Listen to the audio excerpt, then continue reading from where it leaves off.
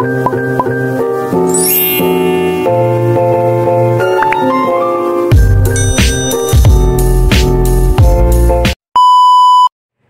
teman-teman, kembali lagi sama aku Nasta Stefani dari kelas 2022B. Nah, di video kali ini kita akan membahas tentang unsur intrinsik prosa fiksi.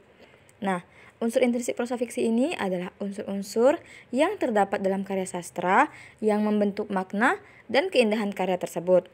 Dalam unsur-unsur intrinsik ini terbagi menjadi beberapa jenis, yaitu latar. Latar dalam cerpen ini adalah latar tempat, waktu, suasana. Yaitu latar tempat terdapat pada pasar dan tokoh yang terbakar. Latar tempat ini berpengaruh terhadap peristiwa dan tokoh dalam cerita. Misalnya, karena di pasar banyak orang, maka anjing kecil mereka gelisah dan ketakutan. Karena di toko ada api dan asap, maka bocah laki-laki terjebak dan anjing kecil berusaha menyelamatkannya. Latar waktu di siang hari. Latar waktu ini berpengaruh terhadap suasana dalam cerita. Misalnya, karena siang hari, maka matahari bersinar terik dan pasar ramai. Karena siang hari, maka ledakan toko terlihat jelas dan menimbulkan kepanikan. Nah, pada latar suasana, itu ada gelisah, ketakutan, kagum, dan haru.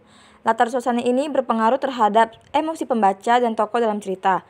Misalnya, karena suasana gelisah dan ketakutan, maka pembaca dan tokoh merasa khawatir. Kemudian alur. Alur yang terdapat pada cerpen ini adalah alur maju atau progresif, yaitu alur yang berada pada awal ke akhir tanpa adanya kilas balik atau loncatan waktu. Nah, alur cerpen ini terdiri dari pengenalan, pertikaian, dan penyelesaian. Pengenalan itu, aku melihat anjing kecil itu berlari-lari di antara orang-orang yang berdesak-desakan di pasar. Ia tampak gelisah dan ketakutan. Aku mendekatinya dan mencoba mengelusnya, tetapi ia menggigit tanganku dan lari. Pertikaiannya, aku mendengar suara ledakan yang menggelegar. Aku menoleh ke arah sumber suara itu dan melihat api dan asap menghubung tinggi dari sebuah toko. Orang-orang berteriak dan berlarian menyelamatkan diri. Aku juga ikut berlari, tapi mataku masih mencari anjing kecil itu. Aku terkejut ketika aku melihat anjing kecil itu berdiri di depan pintu toko yang terbakar. Ia tampak tidak takut sama sekali.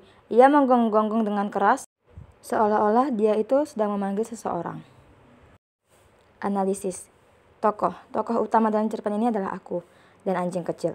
Tokoh tambahan adalah bocah laki-laki, ibu bocah, dan orang-orang di pasar. Perwataan tokoh utama adalah berikut. Dalam tokoh aku, ia seorang yang baik hati, penyayang, dan berani. Hal ini terlihat dari cara aku mencoba menolong anjing kecil itu, menyelamatkan bocah laki-laki, dan mengadopsi anjing kecil. Anjing kecil, seorang yang gelisah, ketakutan, tapi juga berani dan setia. Hal ini terlihat dari cara anjing kecil berlari di pasar, menggigit tanganku, berdiri di depan toko terbakar, dan menggonggong memanggil bocah laki-laki. Nah, sebagai contoh berikut, keberanian anjing kecil adalah salah satu cerpen yang terkenal di Indonesia, yaitu interkarya dari Chairil Anwar, beserta analisis tokoh, alur, dan tokoh cerpen tersebut. Bisa kalian lihat ya teman-teman.